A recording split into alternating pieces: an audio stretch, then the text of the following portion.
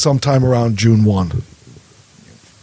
I was gonna say, let's kind of like dig into your background. Like, how were you raised? How were you grew up? What type of influences propelled you to where you are now? So I grew up in the south suburbs of Chicago, and I went and I left there, and I went out to Washington D.C. for college. That's where I first got into cannabis, and have really been into cannabis since the first time I smoked it. To be perfectly honest with you, one of the things I love about it is that a lot of people talk about the cannabis community.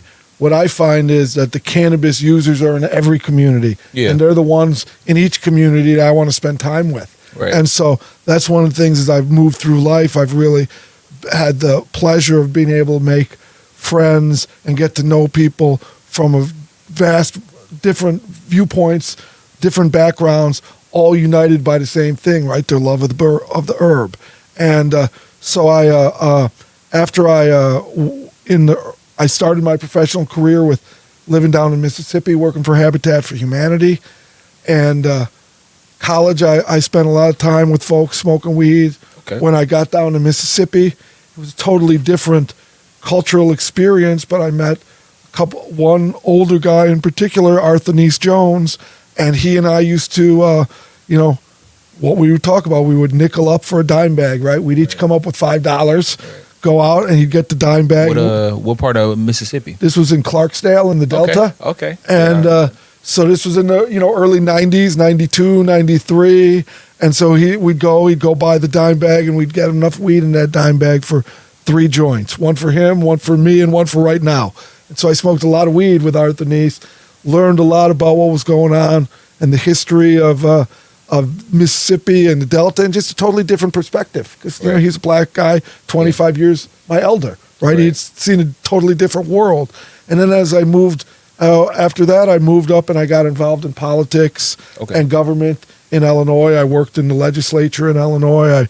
I ran political campaigns for different races, from the attorney general of the state to the president of the county where Chicago's at. And then I represented different companies and interest groups as a lobbyist to try to affect the laws, right? And I did that for 25 years. I enjoyed it all the time, smoking and being a weed person. And as adult use started to move throughout the states, I decided that it was time for me to try my hand as a full-time person in weed. And so in 2021, myself, my cousin Kevin, and a friend of ours got licensed to open a micro business in Michigan, which is a unique license. And so we opened it 2.5 years ago. Okay. So just to go back a little bit, what is life as a lobbyist like? So I was real happy with the career that I had.